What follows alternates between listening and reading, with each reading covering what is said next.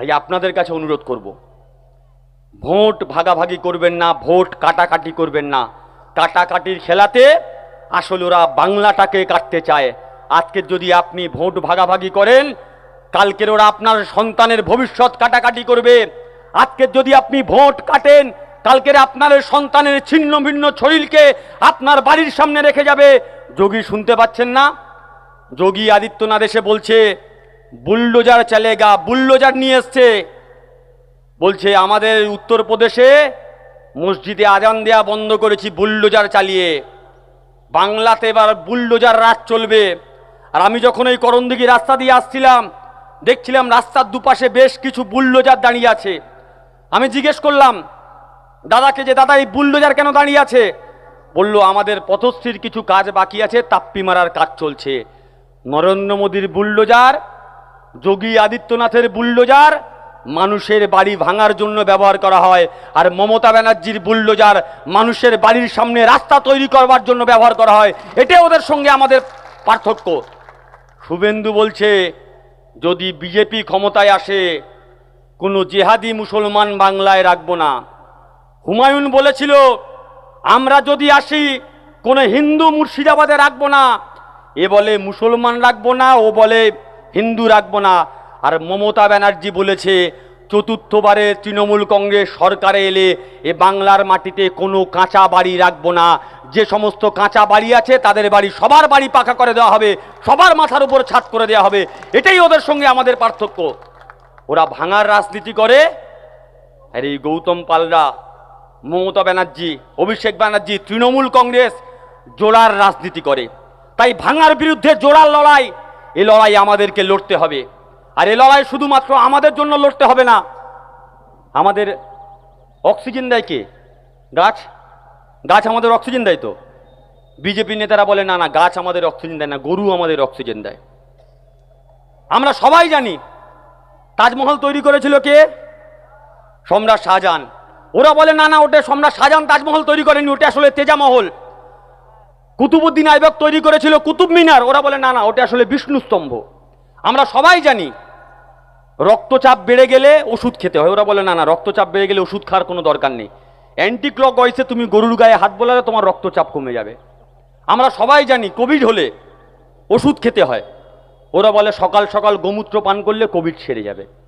তা আমরা বলেছিলাম যে যদি সকাল সকাল গোমূত্র পান করলে কোভিড সেরে যায়, তো যখন অমিত শাহর কোভিড হয়েছিল তখন দিল্লির এমসে কেন ভর্তি হয়েছিল?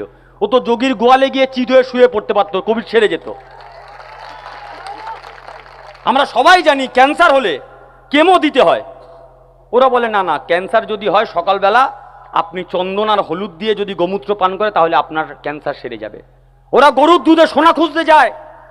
আপনি বলবেন যে দাদা কি বলছো, অনেকে হাসছে এই কথা শুনে।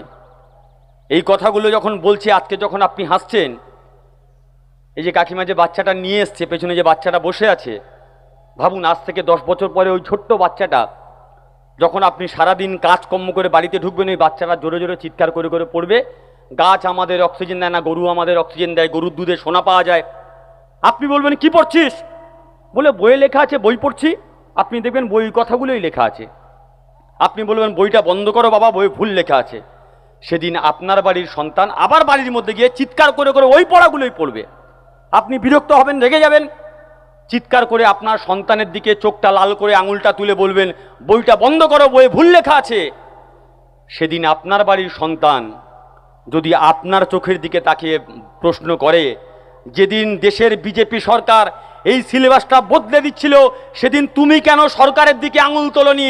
আজকের আমি বাচ্চা ছেলে কেন আমার দিকে আঙুল তুলেছ? আপনি আপনার সন্তানের চোখের দিকে তাকিয়ে কোনো উত্তর দিতে পারবেন তো?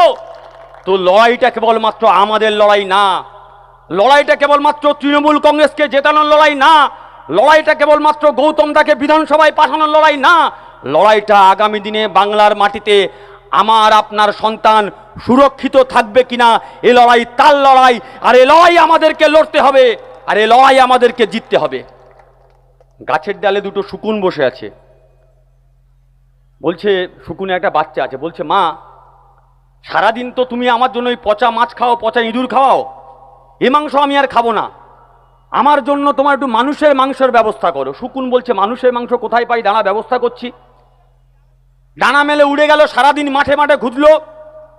সারাদিন পরে সন্ধ্যার সময় 2 টুকরো মাংসের টুকরো নিয়ে বাসায় ফিরে এসছে। শকুনের বাচ্চা থেকে চিৎকার করে কাঁদছে যে, মা, আমি চাইলাম তোমার কাছে মানুষের মাংস, তুমি নিয়ে এলে আমার জন্য শুকুরের মাংস আর গরুর মাংস, এ মাংস আমি খাবো না। শকুন বলছে, চিন্তা করিস না, সব ব্যবস্থা হয়ে যাবে। সবাই যখন ঘুমিয়ে পড়লো রাতের বেলা, শকুন আর শকুনের বাবা আর শকুনের মা 1 টুকরো মাংস নিয়ে মন্দিরের সামনে, 1 টুকরো মাংস নিয়ে মসজিদের সামনে চলে গেল। মন্দিরের সামনে ফেললো গরুর মাংস আর মসজিদের সামনে ফেললো শূকরের মাংস। পরদিন যখন সকাল হলো, হিন্দু ধর্মপ্রাণ ভাই, মুসলমান ধর্মপ্রাণ ভাই, যে প্রতীকুর রহমান গৌতম পালের পুজোর সময় একসঙ্গে অষ্টমীতে গৌতম পালের বাইকে বসে ঠাকুর দেখতে যেত, যে গৌতম পাল প্রতীকুর রহমানের বাড়িতে ঈদের সময় লাচ্চা সেমুই খেতে আসতো, সেই হিন্দু মুসলমান ভাই যখন মন্দির মসজিদের দরজা খুললো, বললো নিশ্চয়ই ওদের কাজ। চল, কে কোথায় আছি, বেরো, আমার ধর্ম করা নষ্ট করেছে, লাঠি তীর বললাম যা আছিস নিয়ে বেরো। সবাই নিয়ে বেরোলো। এক ভাই অপর ভাইয়ের বিরুদ্ধে লাফিয়ে পড়লো। শকুন কিন্তু গাছের ডালে বাসাতে বসে মজা দেখছে।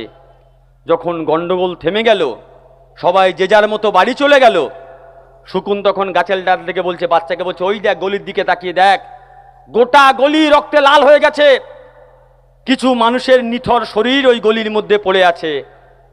শকুন তখন শকুনের বাবা মা শকুনের বাচ্চাটাকে বলল, তুই তো চেয়েছিলিস মানুষের মাংস, ওই গলির মধ্যে তাকিয়ে দেখ, কতগুলো মানুষের লাশ পড়ে আছে, এবার পেট ভরে যত খুশি মানুষের মাংস খা। এই গল্পটা বললাম এই কারণে, এই বাংলার মাটিতে শকুনের বাচ্চার নাম যদি বিজেপি হয়, শকুনের বাপের নাম শুভেন্দু আর শকুনের মায়ের নাম হচ্ছে হুমায়ুন, যারা হিন্দু মুসলমানে দাঙ্গা লাগিয়ে মানুষে মানুষে বিভেদ করতে চাইছে। আর সিপিএম সেই শকুন বাচ্চাগুলোকে বাঁচাতে চাইছে। তাই আপনাদের কাছে বিনয়ের সঙ্গে অনুরোধ, আসুন আগামী 23 তারিখ 1 নম্বর বোতাম টিপে গৌতম পালকে বিপুল ভোটে জয়যুক্ত করি।